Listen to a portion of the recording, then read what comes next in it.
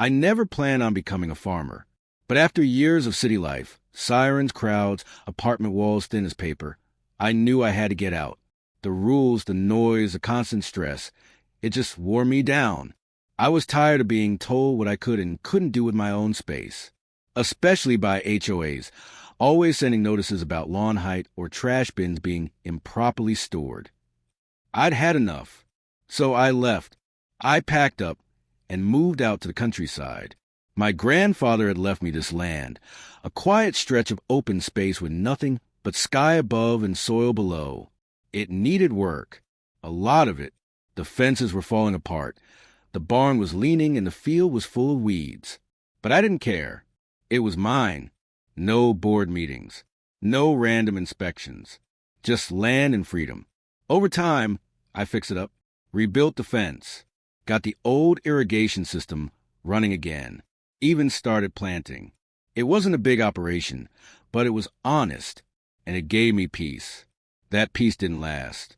One afternoon, I was out by the gate checking for delivery when I saw a silver Lexus pull up. It was spotless, city clean. Out stepped a woman dressed like she was headed to a business lunch. Nice shoes, designer purse, perfectly styled hair. She smiled like we were neighbors who'd known each other for years. "Hi there," she called out. "Lovely property you've got." I nodded. "Thanks. Can I help you?" She introduced herself as Karen Fisher, president of the Oakview Hills Homeowners Association. I'd heard of the neighborhood, a few miles down the road, with cookie-cutter houses and flower beds that all looked the same. She got right to it. "We're hosting a garden tour next weekend," she said. "Big turnout expected.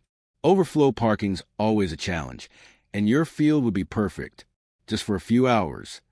I blinked. "Parking? On my field?" She nodded like it was no big deal. "Yes, just on the edge. We'd take care of it. In and out, no trouble." I shook my head gently. "Sorry, this is an active field. I've just planted. I can't allow that." Her smile didn't budge, but her eyes changed. They narrowed just slightly.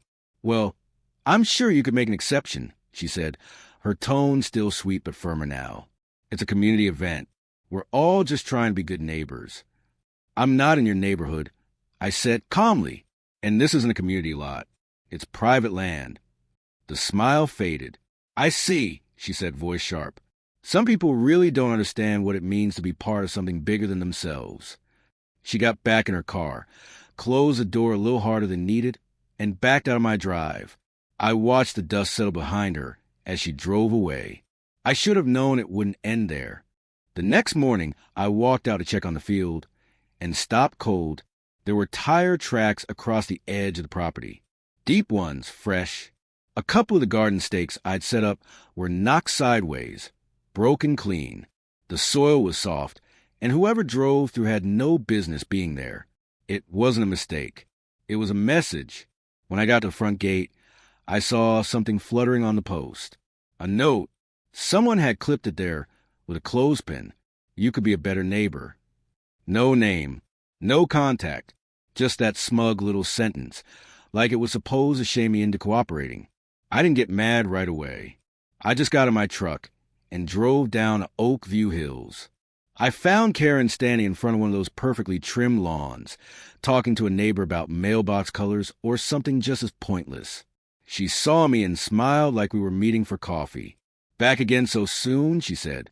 I held up the note. "You leave this on my gate?" She glanced at it, then shrugged. "I don't know anything about that. Is something wrong?" There were tire marks in my field this morning. Stakes pushed over. Someone drove onto my land. She smiled again, tight. "Well, I'm sure no one meant any harm. Maybe someone got turned around. I didn't buy it. This isn't a community road. It's private. You know that." Karen crossed her arms and tilted her head. "Look," she said, "the HOA bylaws allow for temporary access to nearby land when it's for the benefit of the neighborhood, especially during approved events."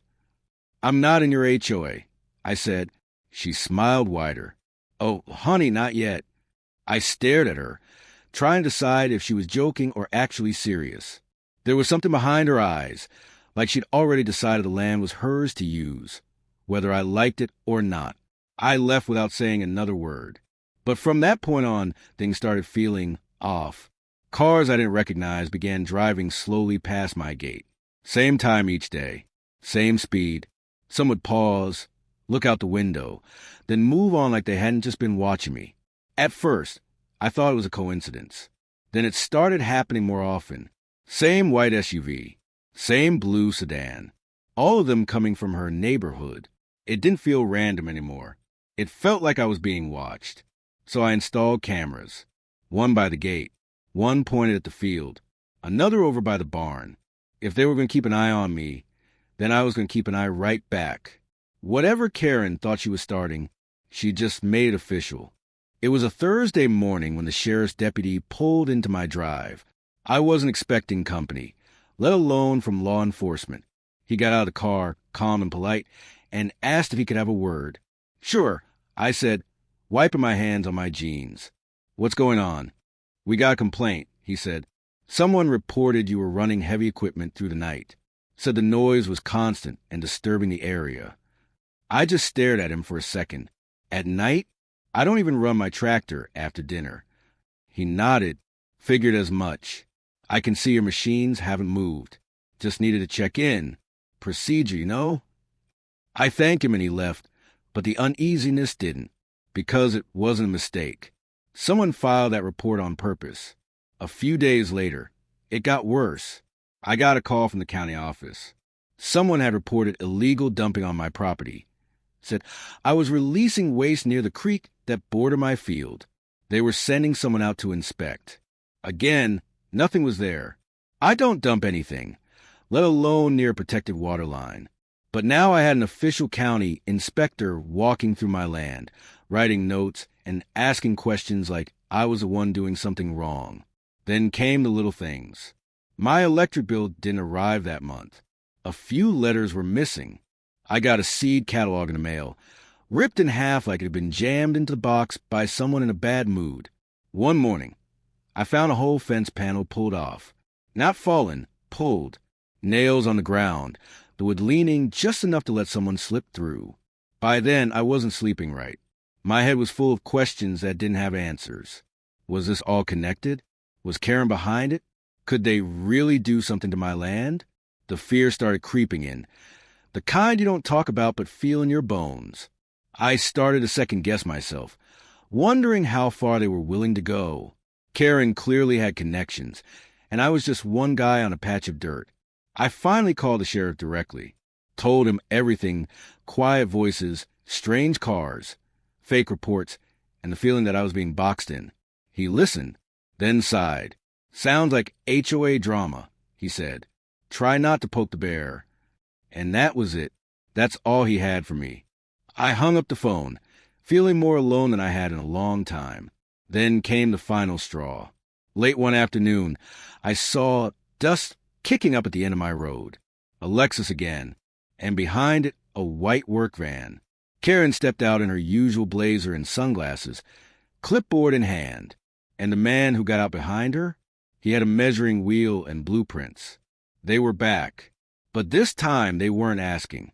They were planning. When I saw Karen and that contractor step out of their cars, I didn't move. I stayed right where I was, at the gate, arms crossed, waiting. She walked up all confident, flipping pages on her clipboard like she was about to start a property tour. We're here to do a site review, she said. It's part of the Oak View Hills Community Improvement Initiative.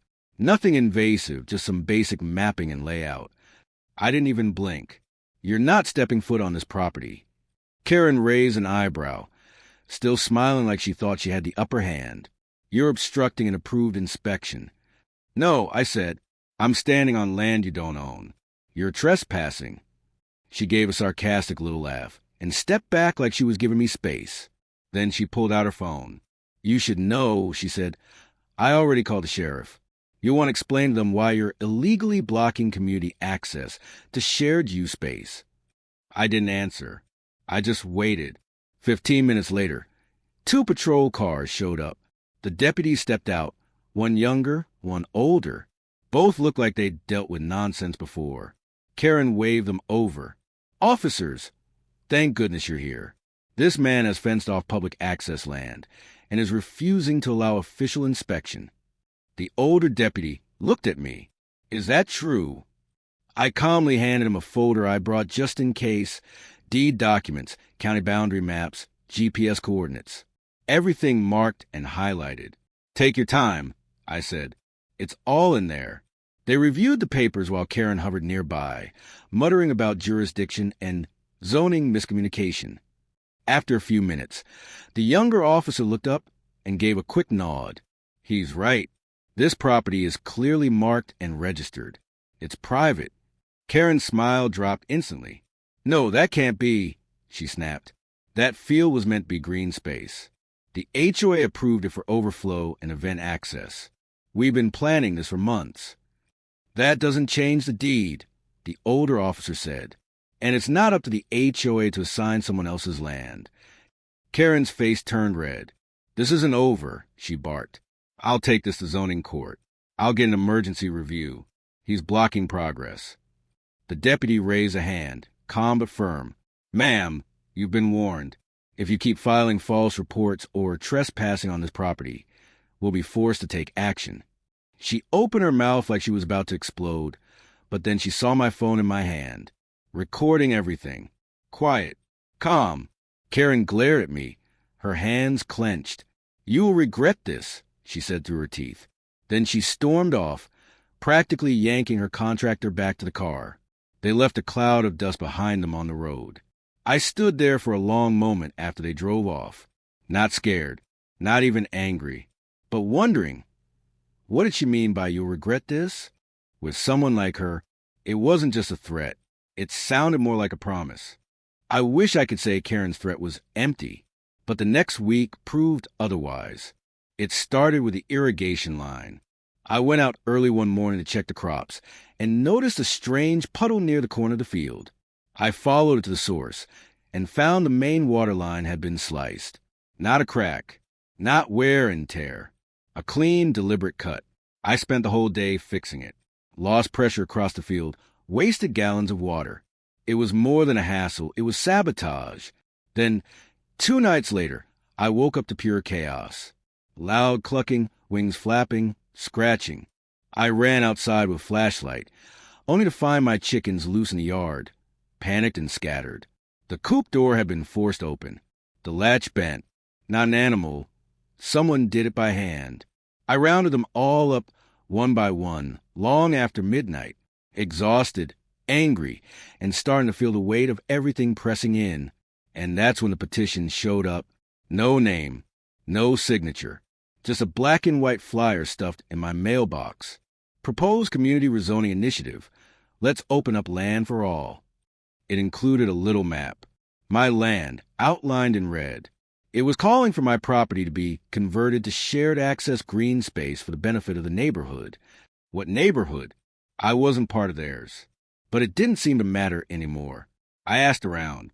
Quietly, a friend of mine who knew people on the inside told me Karen had been pushing hard behind the scenes. She was cozy with someone on the zoning board. Old friend, long-time connection. And suddenly, it all made sense. The tire marks, the fake complaints, the clipboard visits. She wasn't just trying to park on my land. She was trying to take it. That night, I sat at the kitchen table staring at that fake petition, and I made a choice. If she wanted to play dirty, fine. But I'd play smart. First, I filed an official complaint with the sheriff's office. Trespassing, property damage, harassment. I didn't know if it would lead anywhere, but I needed it on record. Then I started digging into Karen's pride and joy, the HOA garden tour. It didn't take long to find the cracks. No event permit, no liability insurance, no traffic control forms filed with the county. Nothing legal about it at all.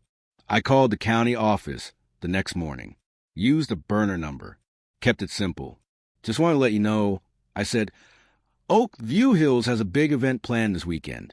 No permits filed. You might want to look into it. The woman on the other end of the line paused for a second. Then she said, Thanks for the heads up. We'll send someone out. I hung up the phone and leaned back in my chair.